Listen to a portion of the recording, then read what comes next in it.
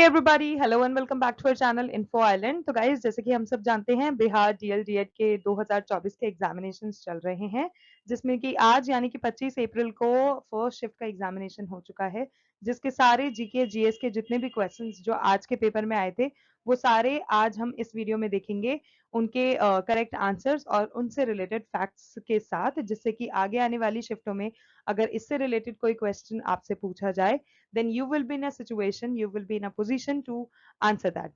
तो चलिए बिना किसी देरी के जल्दी से वीडियो को शुरू करते हैं और देखते हैं कि किस तरह का सवाल पूछे गए थे, किस तरह का पेपर आया था आज यानी कि 25 अप्रैल के फर्स्ट शिफ्ट का।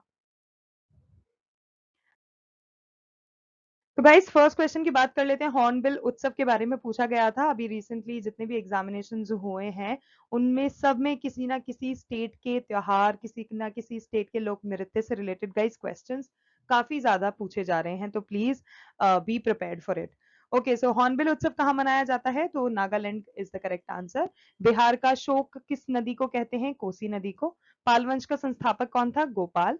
और गाइज ये वाला जो क्वेश्चन है पाल वंश वाला, ये रिपीट हुआ है कम से कम 3-4 शिफ्टों में अब तक पूछा जा चुका है। यशोदा का संधि विच्छेद क्या होता है? तो यश प्लस दा इज यशोदा। ओके, क्योंकि अब हम हॉर्नबिल महोत्सव की बात कर ही रहे हैं तो guys let me tell you कि जो हॉर्नबिल उत्सव होता है ये हर साल 1 से 10 दिसंबर के बीच नागालैंड में मनाया जाता है। दोनों चीजें याद रखना। ये जो त्योहार है ये कोहिमा जिले के अंतर्गत नागा विरासत गांव किसामा में एक मंच पर नागाओं की समृद्ध सांस्कृतिक विरासत और परंपरा को प्रदर्शित करता है।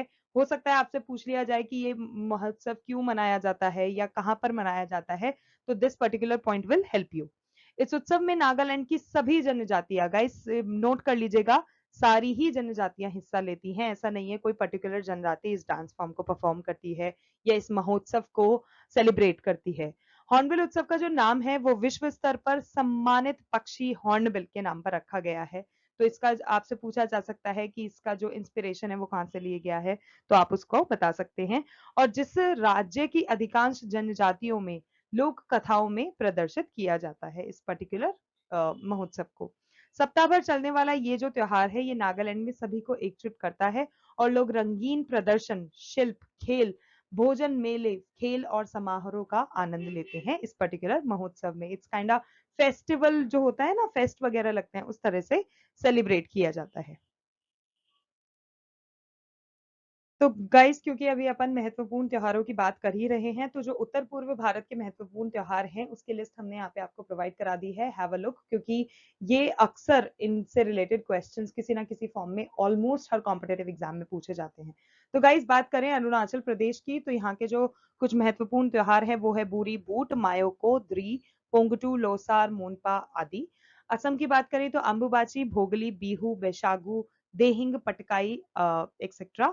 मिजोरम की बात करें तो चापचरकुट महोत्सव जो है ये आपका मिजोरम का फेमस है। नागालैंड तो हॉर्नबिल फेस्टिवल की अभी हम बात करी ही है। और त्युकेने और सेकेनी। मेघालय नोंग क्रीम त्योहार, खासी त्योहार, वांगला, ये आपके मेघालय के प्रमुख त्योहार है। मणिपुर योशांग पोरांग चवांग कुटी, ये मणिपुर के हैं। त्रिपुरा खर्ची पूजा जो है आपका त्रिपुरा का एक बेहद इंपॉर्टेंट फेस्टिवल है। गाइस जो क्वेश्चन पूछा गया था वो है समास टॉपिक से रिलेटेड। जैसे कि मैंने आपको पहले भी बता चुकी हूँ कि समास हुआ, संधि विच्छेद हुआ, ये क्वेश्चंस इनसे रिलेटेड पूछे जा रहे हैं हर शिफ्ट के पेपर में। तो प्लीज ये जो 2 टॉपिक मैं आपको बताई हूँ, संधि विच्छेद हुआ, समास हुआ, प्लीज इनको अच्छे से प्रिपेयर कर लेना। तो बात करें महानता में कौन सा समास आता है? कर्मधारय समास। नीति आयोग का गठन कब हुआ था? 1 जनवरी 2015। तो गाइज नीति आयोग जो योजना है, नीति आयोग योजना का जो पहले जो नाम था वो योजना आयोग था, तो उसी को बदल के अब नीति आयोग कर दिया गया है। दरअसल कुछ 70 साल पहले की ये बात है। मार्च 1950 में योजना आयोग का गठन किया गया था। देश के पहले प्रधानमंत्री जो कि उस समय में पंडित जवाहरलाल नेहरू थे, इसके सबसे पहले अध्यक्ष थे। तो गाइस क्वेश्चन इस तरह से भी बन के आ सकता है कि किस साल में सबसे पहले गठन किया था? 1950 में। किसने किया था? जवाहरलाल नेहरू ने। कौन इसके पहले अध्यक्ष थे? जवाहरलाल नेहरू। इसका कार्य जो होता है वो देश में उपलब्ध संसाधनों का आंकलन करना होता है। और तब जो 5 ईयर प्लान जो स्टार्ट करी गए थे, यानी कि पंचवर्षीय योजना जो स्टार्ट करी गई थी, उन योजनाओं को तैयार करना होता है। इस पर्टिकुलर नीति आयोग का जो कार्य होता है वो इनकी जरूरत के हिसाब से उन संसाधनों का आवंटन भी करना था।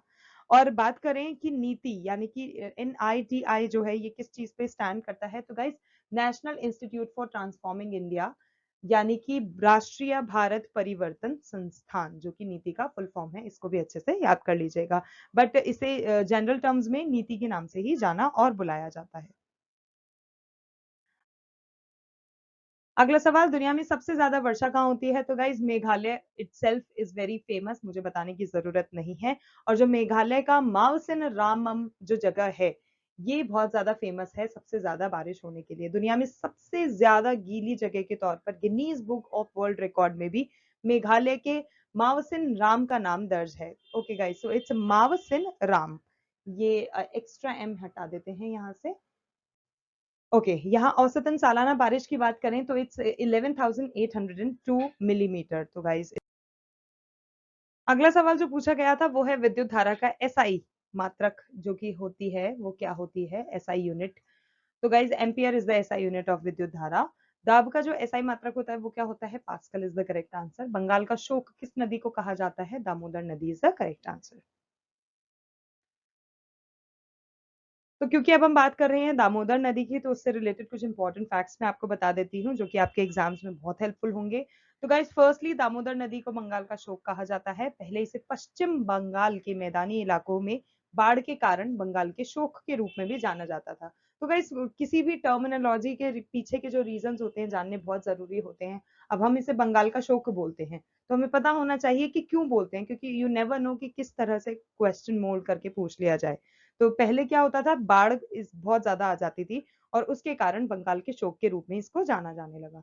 लेकिन अब दामोदर और उसकी जो सहायक नदियां हैं उसको कई बांधों के निर्माण के साथ कुछ हद तक उपयोगी बना दिया गया है। उसका जो पानी होता है उसको इस तरह से रेगुलेट करने जाने लगा है, उस तरह से सप्लाई करने जाने लगा है जिससे कि वो काफी हद तक उपयोगी बन गया है। यह जो भारतीय राज्यों झारखंड और पश्चिम बंगाल में बहती है, दामोदर भगवान कृष्ण का ही एक और नाम है।